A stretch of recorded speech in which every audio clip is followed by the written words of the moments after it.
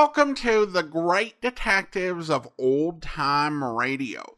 From Boise, Idaho, this is your host, Adam Graham. If you have a comment, email it to me, box13@greatdetectives.net. Follow us on Twitter at Radio Detectives and check us out on Instagram, instagram.com/Great Detectives. If you are enjoying this podcast, please follow us using your favorite podcast software. Today's program is brought to you in part by the financial support of our listeners. You can support the show on a one-time basis at support.greatdetectives.net, and you can also become one of our ongoing Patreon supporters for as little as $2 per month. Just go to patreon.greatdetectives.net. I'm going to bring you today's episode of Sam Spade in just a bit, but when we left you last Monday, Sam Spade had been canceled and Howard Duff was bounced. However, NBC was inundated with letters calling for Sam Spade to remain on the air. Several people, according to Martin Graham's book, wrote in and said that even if Jack Benny, the biggest name in radio at the time, were on at the same time, they would listen to Howard Duff. So this led NBC to take the logical step and bring Sam Spade back without Howard Duff. In many ways, this is a puzzling decision for us looking back at this 73 years later. But the fact is that the political calculations that had led NBC to cancel Sam Spade in the first place hadn't gone away. But the continuing interest in the series, if they did it without Howard Duff, they could have a hit program and they could avoid the bad publicity and all the issues with Duff having been mentioned in red channels. It wasn't the craziest thing that NBC would try over the years. It was really struggling to keep a radio drama on NBC alive, and there were so many failed experiments of entertaining programs that didn't find an audience. Whether you're talking about Nero Wolfe, Rocky Fortune, Crime and Peter Chambers, Easy Money, that this, I think, could seem worth trying.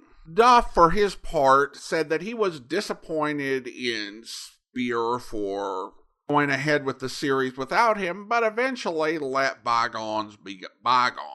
Of course, the question then becomes, who is going to replace Howard Duff? According to E. Jack Newman, Jack Webb tried out for the part. This is one of those things I'm kind of dubious about. I don't doubt that Newman said it or that Mr. Graham's reported him correctly, but I'm wondering if somehow a wire got crossed, because that makes no sense for Webb to leave Dragnet for Sam Spade. Dragnet had become a top-rated program. Webb had rocketed to stardom. And the idea of leaving Dragnet to reboot a franchise that had been so well defined by Howard Duff, and in a genre that was in decline. Really, I couldn't believe that he would leave Dragnet. Now, I'm not going to say 100% it couldn't happen, because I could see Webb thinking he might do Sam Spade and Dragnet at the same time. Now, as hard as that might be to conceptualize in the 21st century, when we're used to television and to television being such an all-consuming job for the star, radio really is different.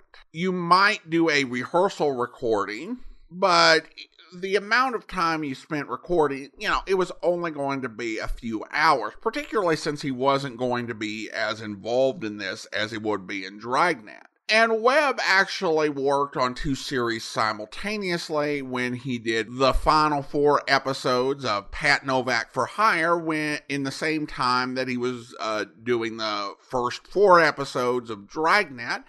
And in 1951, he would do Pete Kelly's Blues on radio at the same time that he was performing Dragnet.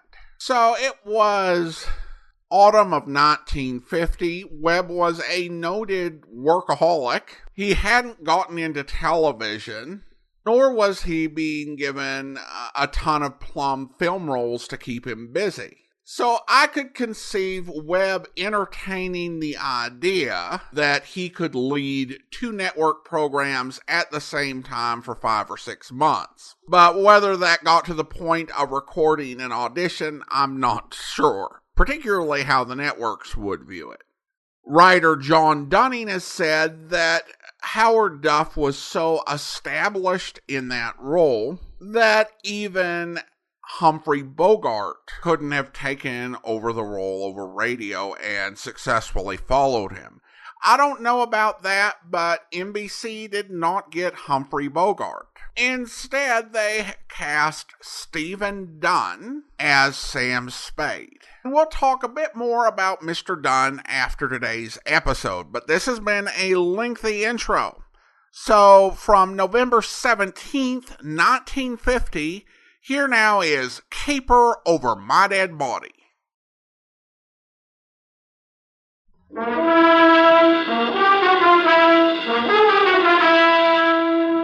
In response to requests representing millions of listening friends, the National Broadcasting Company is pleased indeed to bring you again The Adventures of Sam Spade, Detective.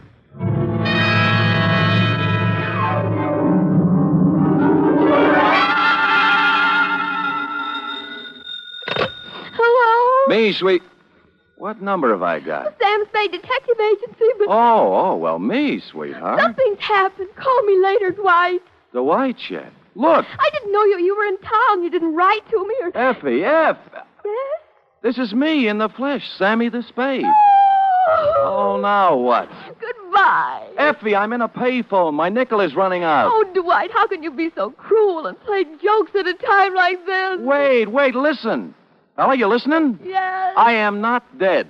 Don't believe everything you read in the papers. Huh? Or hear on the radio. Yes. You were at my funeral. Is that what you were about to say? Yes.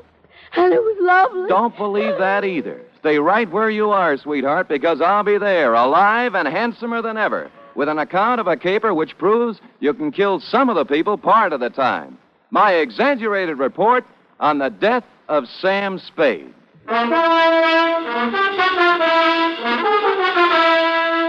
NBC welcomes back to the air a character who has captured the public imagination more completely than any other since the birth of Sherlock Holmes. William Spear, radio's outstanding producer-director of mystery and crime drama, brings you the greatest private detective of them all in The Adventures of Sam Spade. Ain't it grand to be bloomin' well dead? Candles at my feet, candles at my head. We're not open for business today. I mean, Mr. Spade's office is closed right now because... I'll wait. Oh, you look just like Mr. Spade. What's your name? Spade. S-P-A-D-E. Spade. Sam never told me he had a twin brother. He doesn't. But then you... I'm me, Sam. Oh, wait, come here. Now do you believe me? Well, I know. Oh, what's the use? Oh, you're so much like him. Oh, never mind. Now get your pencil and paper and take it. Date November 17th, 1950. To Miss Effie Perrine. That's me. From Samuel Spade. That's me. License number 137596. You must have been the last one to see him alive. Did he tell you to give me a message? Shut up. Subject, my death. Dear Effie, since the sight of me in the flesh, breathing, hungering, and living doesn't convince you, maybe this report will. Think, if you can, back to last Monday.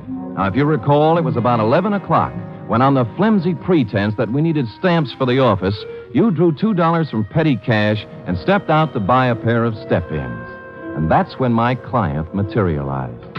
He was small and thin and carried with him the unmistakable odor of stale flowers. His black alpaca suit, string bow tie, elevator shoes, and white gloves had no bearing on his conversation. Oh, dear. My name is Chester Swan. Are you sure? Yes. My name is Spade. What can I do for you? How tall are you, Mr. Spade? 6 feet in my feet. Weight? 178. I always notice a man's bone structure, don't you? Oh, always. Open. Huh? Open. Let me see inside. Ike is? Mm-hmm. All right. Fine. Oh, well, now that you know me this well, Mr. Swan, what can I do for you? Oh, dear. Perhaps I shouldn't have come here at all. I'm sorry, Mr. Spade. Well, really? Oh, dear. Oh, hello again, Mr. Swan. You wanted to talk to me? Yes, but I can't talk now. Mr. Spade. Still here. There. I live at 8516 Claremont in Berkeley. I'll be there tonight. Oh, dear.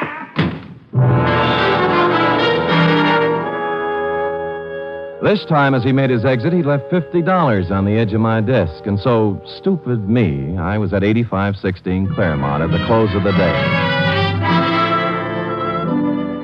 It was a small white cottage with green shutters and a white picket fence. There was a hill in back and a brook in front. The sun was beginning to set on it, and it was all very picturesque. In fact, so much so that a girl with red hair, blue jeans, purple smock, oils, and canvas was making it immortal. She liked me immediately. Here, hold this. Certainly. Like it? Oh, yeah. This is my first landscape. I'm a sprouting artist. Obvious. Makes your own? Not when I can get somebody to do it for me. Who are you? Oh, I might be a fellow artist. Don't do that. You're a liar. You're Sam Spade. I saw your picture in a newspaper clipping when I was helping Chester clean out his desk before he moved it. But You don't know an easel from a palette. Oh, but I could learn. I take it seriously. Well, then so do I. I doubt it.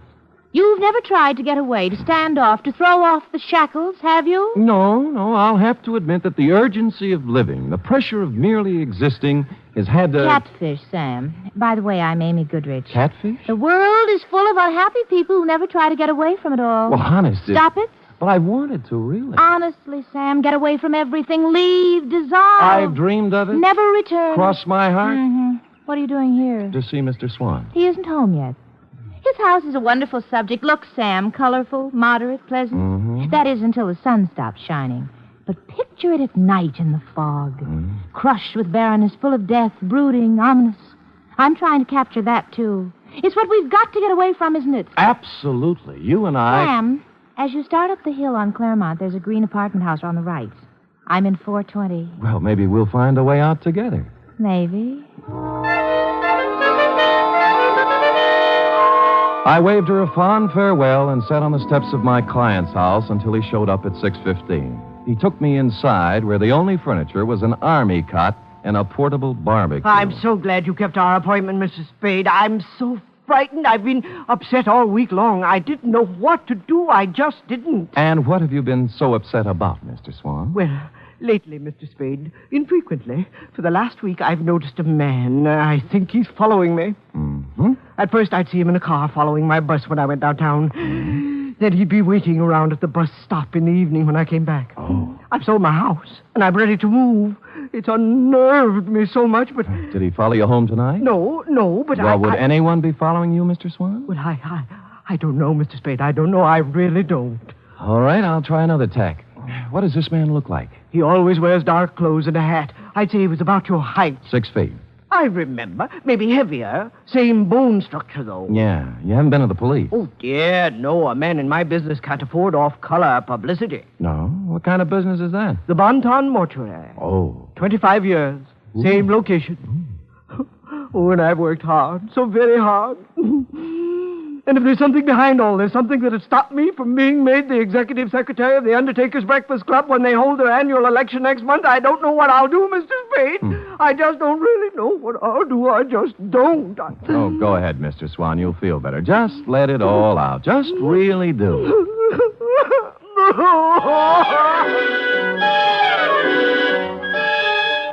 And he did. When he stopped crying, I instructed him to go about his daily habits as always and left, assuring him I'd get to the bottom of it all. I walked down to the corner ostentatiously, which is a neat trick well calculated to throw nefarious observers off the track and lull them into false security. And when the bus showed up 10 minutes later, I got on it, rode 3 blocks, walked back, and took a plant across the street. A clever ruse, as you see, to invite a showdown. 2 hours later, a man about my size and dark clothes appeared over the hill and crept stealthily to the front of my client's cottage. He had his eyes glued to the window when I walked up behind him. Hey, let go of me. Come on, you're going inside. Listen, I'm no peeping Tom. No, you're the bloodhound type. I'm inviting you in for a real sniff at your Oh, no, forehead. you don't. Well, all right, then. I'll go quietly. No, okay, that's better. Now we'll just walk on. The kick he landed on me wasn't according to Queensberry. I couldn't move for 3 or 4 minutes, and by that time he disappeared.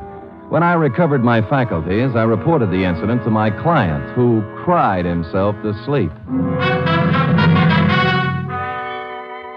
After I bolted him in for the night, I stopped on my way down the hill at apartment 420 in the little green apartment house. She was still wearing the blue jeans and the purple smock, and she still had the same ideas. Come in, Sam. You said you were serious about getting away from it all, and a whole day has passed. It was that pressure of living. I'm here to apologize. You are not, but go ahead. I'm sorry, Angel. I love to be fooled, Sam. You're forgiven. How's the painting coming? The one of Swan's cottage. Slow. Fog is always tough. Looks nice, though. How long you been on it? 3 weeks all told. Well, then you've had a pretty good plant on the house, haven't you? Ever notice a tall, broad-shouldered guy in a dark suit casing the place? Tall, broad-shouldered. Pretty much like me. Could anybody be pretty much like you, Sam? No, you're right. Sam, is there something wrong? No. Well, then don't stand there doing nothing. Do something. Who, me?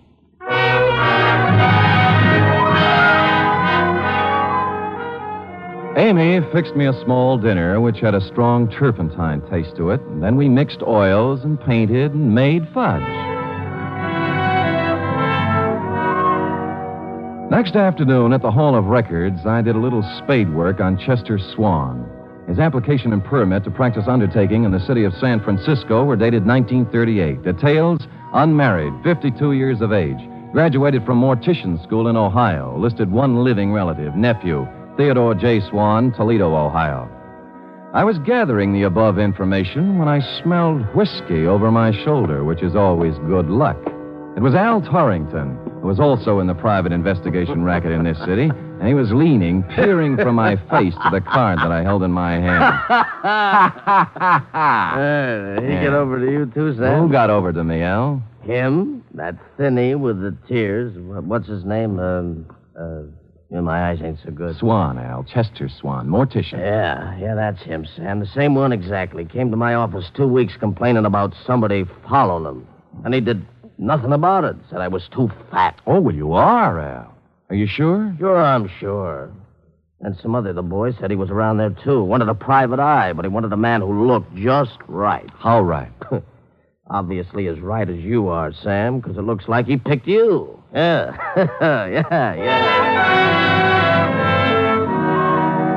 Yes, F, it did look like he picked me. And I thought that over, and I didn't like it.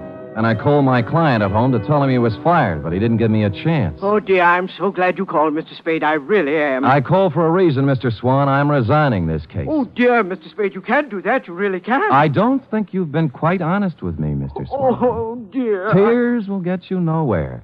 I made a routine check on your reasons for hiring me, and they don't quite fit with the reasons you gave. They really just don't quite, Mr. Swan. It's no game, Mr. Spade, believe me. He's back tonight. Right now, he's standing beneath the lamppost outside my window, and I'm frightened to death. Please hurry over, Mr. Spade, and let's get this business straightened out. Please.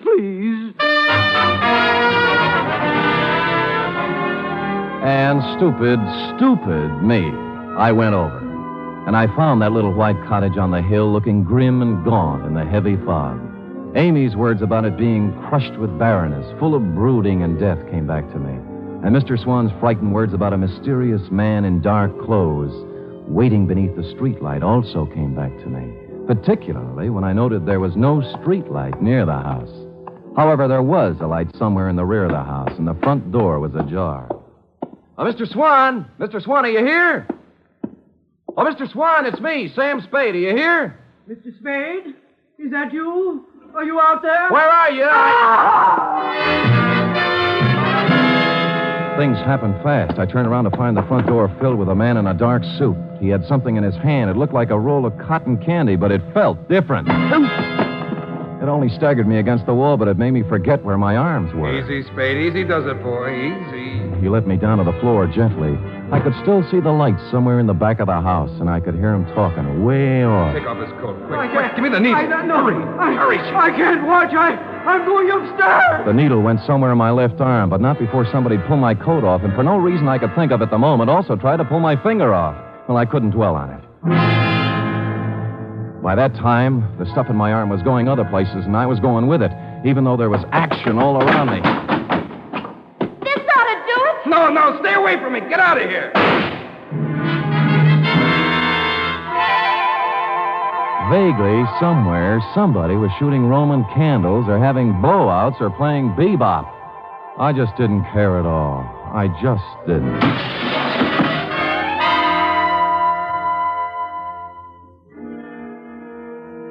The first thing I saw was sunlight. It was the kind you see in a picture.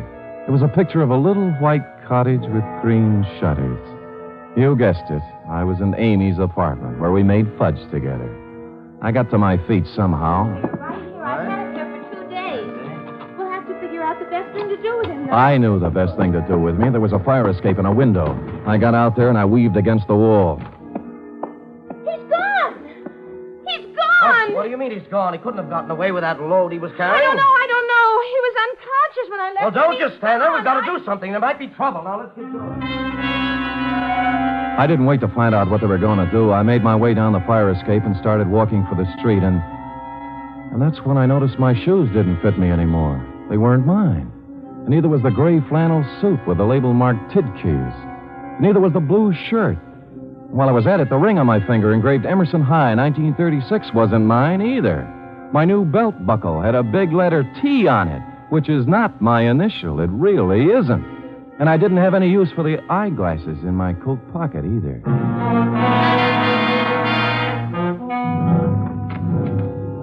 You were out when I walked in the office, F, but you'd been there. There was a black crepe done up in a white satin ribbon hanging on the door.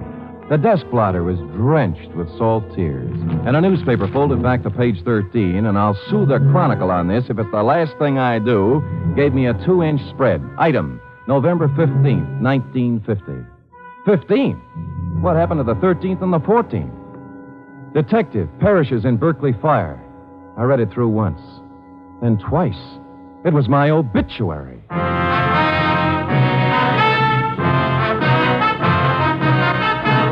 You are listening to the first in a new series of adventures involving radio's most famous detective, Sam Spade.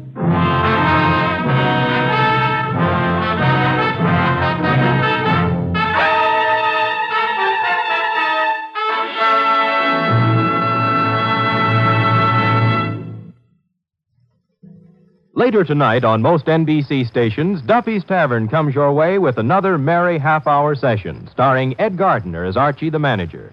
There's a full serving of laughs garnished with chuckles and whipped up by Archie and his unpredictable friends, Miss Duffy, Clifton Finnegan, and Eddie the waiter. It's just one of the many great Friday evening entertainment features on NBC. It's Duffy's Tavern, your cue for better listening where the 3 chimes always mean good times. Make it a Friday evening habit to tune early and stay late at your favorite NBC station.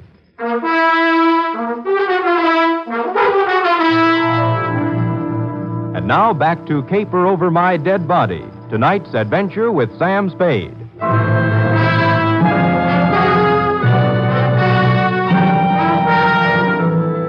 I left the crepe on the door and went out to buy a new desk blotter and some more newspapers. The Hobo News had the best story, which wasn't much. Samuel Spade, licensed private investigator, perished Wednesday night in a fire in a vacant house in Berkeley. His warm friends will feel regret at the passing of a man who was always kind to the poor.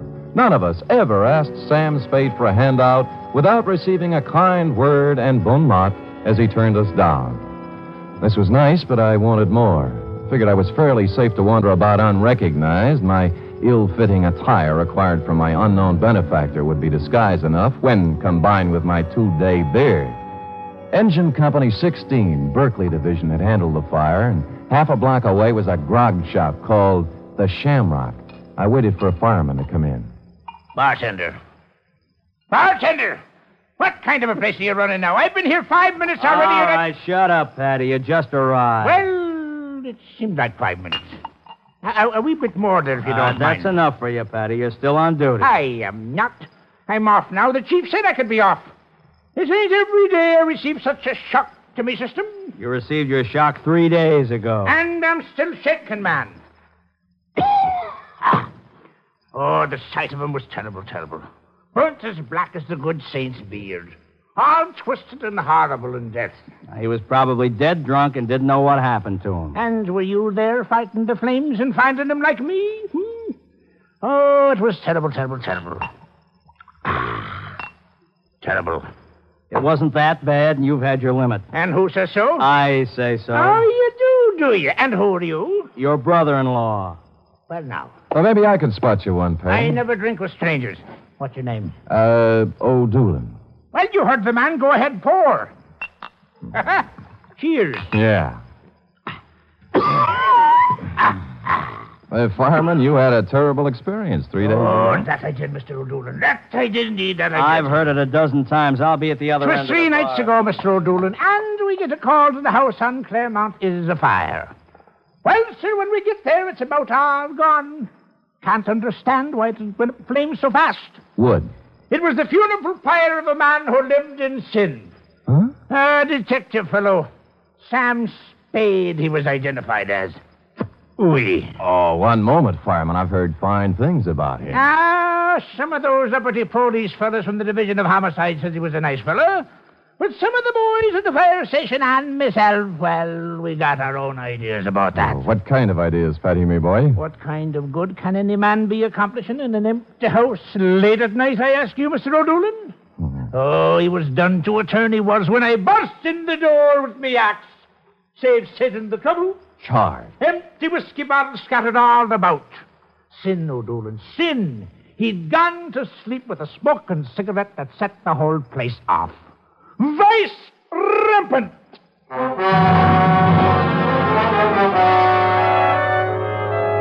From there, I went downtown to a telegraph office where I sent a wire to Toledo on a long chance. While I was waiting for an answer on a not-so-long chance, I slunk into the Bon Ton funeral parlor to pay my respects to the departed. I stood in the back of that dimly lit chapel and scanned the sea. 3 of the boys from Homicide were there, blowing their noses. 2 chorus girls I thought had long since forgotten me were there in black, deep V-necks. My insurance man was there, looking awful worried. 1 Chronicle reporter with photographer, a shoeshine boy from our building, and the bailiff from the courthouse, just to mention a few I could make out. And you were there, Effie, up front near a closed casket. I made out a bower of flowers from robbery detail. It said, "Goodbye, Sam." Maxie from the city morgue was the only one who looked at ease. All right. Does anyone wish to, you, miss? Many called him Shamus, but I called him friend. On this, his last caper,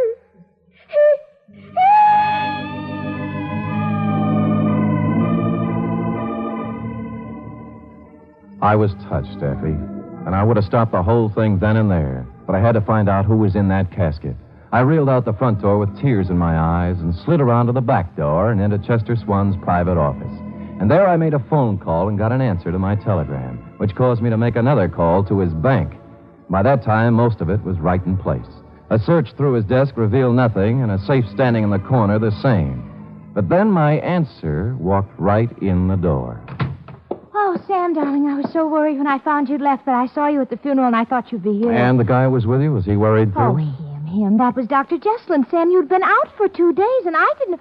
Oh, Sam, you're safe. You got away from it all. You've escaped, darling. Yeah. They're burying me right now. I'm dead. It's so wonderful, Sam. Only one thing. Where do you fit? The caper. I was supposed to burn up in that fire, and what was left was supposed to look enough like Theodore J. Swan, class of 1936, Toledo, Ohio, to let beneficiary Chester Swan collect a nice pile of insurance money. Sam, what are you talking about? Who's Theodore J.? What did you say? Chester's only living relative. They're burying him right now. Somebody lost his caper. You want to tell me? Darling, I was at the house the night of the fire, working on my foggy picture. You didn't see me when you went in, and later on you didn't come out. And I went over... And I was on the floor, and a man was bending over me. He changed clothes with you, Sam, and I screamed, and he pulled out a gun, and I hit him with a hoe. And I drug you out on the lawn. And then what happened?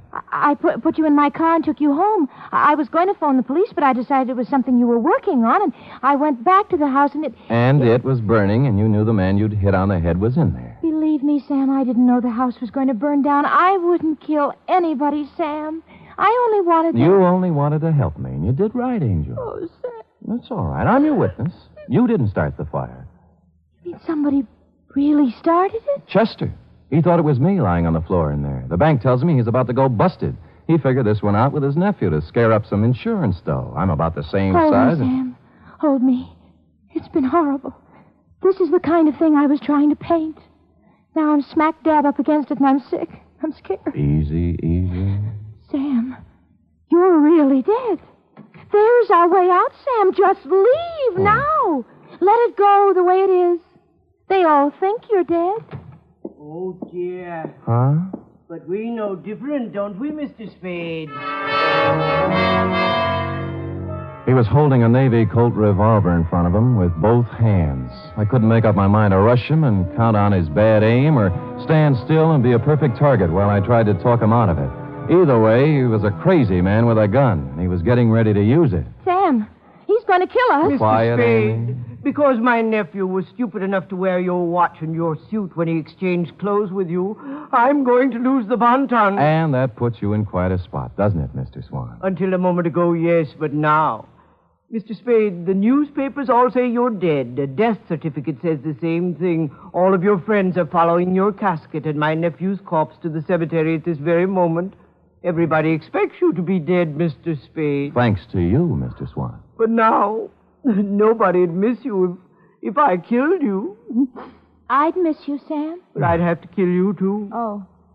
Did you notice you're still wearing Theodore's clothes, even his ring? Why, Mr. Spade, I could kill you and put you in a fire somewhere and collect my insurance on Theodore now, couldn't I? No. Why, that's a terrible thing to think. Huh? Oh, you're not reasoning properly, Chester. You really aren't. How would you explain Amy? You just said you'd have to kill her. And what about the coroner's office? You know how they are. But if I... But and really... don't forget the medical examiner's got something to say, too. Not to mention the fact that you'd have to really burn me up to cover up the bullet hole. And furthermore, Chester, when you shoot me, if you happen to hit a rib and chip off some bone, they'd know I was shot before, and then homicide would be in on it. Oh, no, stop. Nothing works for me. I'm a failure. Oh, go ahead, Mr. Swan. Let it all out. You'll feel better.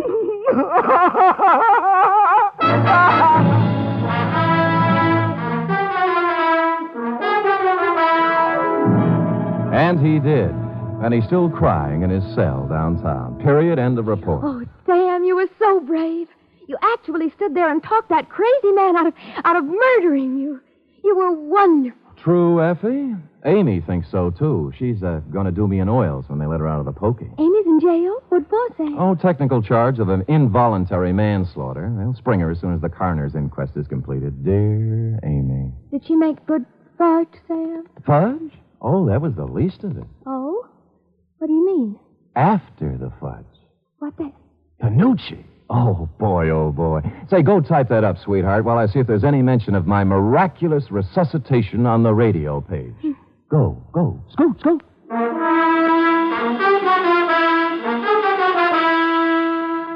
There certainly is a mention of Sam Spade on the radio page for Friday. Sam Spade is one more in the list of great shows to join up in NBC's Parade of the Stars.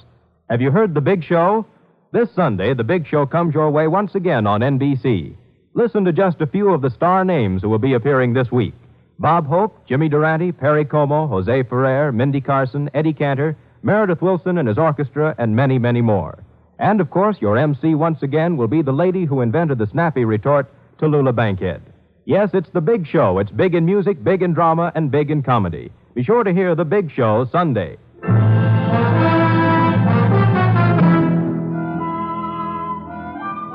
Well, here it is, Sam. All typed up. Good. I will sign it, and you will keep it, always, to remind you that I'm still here. Oh, Sam. Living, breathing, brave, and handsome. A paragon. Sam, what will we do about the mail? The mail? What mail? Where? Which... All the letters and postcards and telegrams and all that came when people thought you... Oh, when you weren't good... When they thought you were... Oh, there have been enough tears tonight, Effie. Oh, Sam, it's so good to have you back. Will you be the same as you always were? Well, I'm going to try, Effie. Well, because then you can't help but be, like they say, the greatest private detective of them all. We'll see. Good night, Sam. Good night, sweetheart.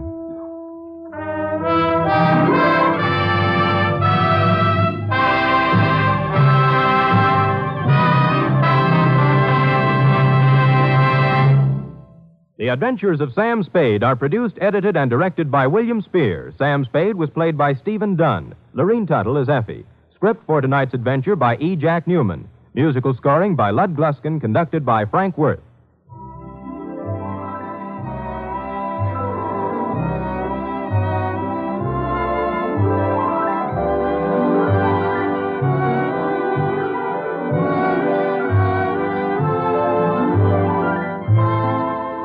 Join us again next week, same time, for another adventure with Sam Spade. Hear the magnificent Montague, then visit Duffy's Tavern on NBC.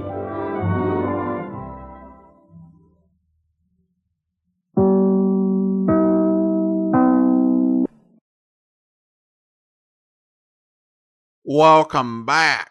Definitely a very different interpretation, and it will take some time to get used to. But I've listened to some of the Steve Dunne episodes, and I think that they do work if you just accept them for what they are. This particular story was a challenge because it was actually written for Howard Duff. It was a fresh performance of the Over My Dead Body caper, which was the last CBS episode of Sam Spade back in 1949. Now we'll talk a little bit about Steve Dunne. Steve Dunne was really one of those sort of journeyman actors. He had actually starred in 2 radio programs prior to this. He starred in Deadline Mystery, which was a mystery program that was so cheap it was beneath the standards of this podcast. He also starred in the worst detective program of all time, Danger Dr. Danfield. That series was done under the name Michael Dunne. His given name was Francis Michael Dunne, but he began to go under Steve for professional reasons. His radio career included announcing and disc jockeying, in addition to the acting jobs, including on the Jack Kirkwood program. And then, of course, he starred in some movies, really the sort of B-movie type, before moving on to television. Found an interesting story about one of his film roles, where he was in one of the Rusty films. And in this particular film, he just had a scene in the water and heard people shouting, "Toss him a towel," and then he figured out that they meant to toss one to the dog who was in the scene with him. That's the kind of career he often had. But still, I think he managed to acquit himself pretty well and to hang around into the 1970s. He did a lot of television work. He was in everything from Dragnet and the Beverly Hillbillies to the Jerry Lewis Show and the Brady Bunch. He also, and this is very cool, he appeared in 2 episodes of the 1960s Batman TV series. And he also had a minor role in one of my favorite films of all time, Willy Wonka and the Chocolate Factory. So I have to admire the ability to have a career like that. By no means is Dunne in the same league as Howard Duff. I think he's got a talent similar to Glenn Langan. I think is probably more his level. Nevertheless, I think that his work on Sam Spade sometimes gets unfairly because he's not Howard Duff, but he is competent and I think he does a good job. And his run on Sam Spade can be enjoyed if you enjoy it for what it is rather than comparing it to what came before. And there are some people who enjoy it on the merits of even compared to what it came before because some folks have said that the cases become a little more serious and grounded during this era. So again, I think that there's going to be some good episodes, even though in terms of cultural impact, Dunne's take is not nearly as well regarded as Howard Duff's. Now, a couple more notes on Howard Duff, because after I recorded last week's program, I kind of went down a rabbit hole of looking for Howard Duff performances, and there aren't as many readily available as I would like, but I stumbled into a couple that took my interest in particular. The one most relevant to this series was an episode of The Ed Wynn Show. Ed Wynn is probably best remembered as the voice of the Mad Hatter in Disney's Alice in Wonderland, but was a very popular performer going back to vaudeville and through the 30s and 40s and even into the 50s, and he had a TV show that was broadcast live in 1949 and 1950. And for the 16th episode of that series, broadcast in January 1950, the second half of the program was a murder mystery spoof. And in the middle of the sketch, they played the theme to Sam Spade, and Howard Duff walked in. And they poked a little fun at radio detectives and how they have everything written in the script and do things through sound effects. Then also poked fun at early television as well. So it's a fun little bit. If you're interested in it, you can just type in Google Tubi, Tubi, and The Ed Wynn Show. And it's episode 16, and it was worth watching. The other thing I ended up watching, which was not nearly as interesting, was Howard Duff on Celebrity Bowling, which was a program back in the 1970s. And I'd seen it a few times when I was just looking around Amazon, and then my curiosity became overwhelming when I saw Mr. Duff was involved. So I watched the episode, and it was from 1973. Howard Duff was 60 years old, and very much going along with the 1970s. He had long sideburns and this mustache that a follower on Twitter, when I posted a picture of this appearance, just would not abide by. And I have to say that Celebrity Bowling, I was surprised because I thought that it was going to be more interesting. That you'd have some moments where you would, talk with the celebrities, or they would have some special feature to the program. It was just these celebrities bowling and not saying very much because they really didn't have time. And they couldn't be properly heard anyway. And I thought that you could have made it more interesting if you'd had celebrities who you would think of as rivals in some way bowling against each other. And that really didn't seem to be the case. And it wasn't just this particular episode. I looked at some others, and they had things like Richard Roundtree, a.k.a. Shaft, says Maury Amsterdam, a.k.a. Buddy from the Dick Van Dyke Show. Clearly one of those great entertainment rivalries. So it wasn't bad. I just don't understand the appeal of it, honestly. Though it probably didn't help in our case that nobody was a great bowler. Howard Duff was bowling with Susan St. James, and on the other team you had Angie Dickinson, who starred in Policewoman, and her partner was John Saxon, who I recognized as a villain in a lot of 70s TV shows and movies. They had a format where both partners bowled the first half of a frame, and then the partner with the worst score on the first bowl went ahead and saw if he or she could pick up the spare for the partner with the better score on the second throw. Nobody on the program was particularly good, and Duff had a real heartbreaker shot where he actually missed the pins, but then the ball bounced when it hit the back and took the pins out, but that was determined not to count. But if you are interested in seeing the full match of Howard Duff in all of his 70s glory, you can find it on Freevee, which is Amazon's ad-supported service, and it's episode 18 of season 2. Now it's time to thank our Patreon supporter of the day. And I want to go ahead and thank Dan, Patreon supporter since March, currently supporting the program at the Shamus level of $4 or more per month. Thank you so much for your support, Dan.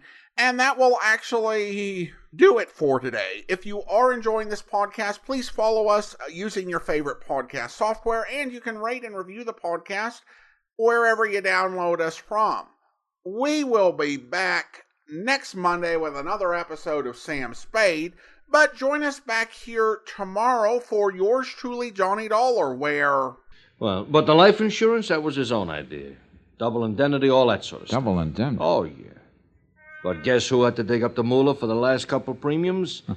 Big-hearted Corbin. You're right. Not a bad investment, though, was it? What?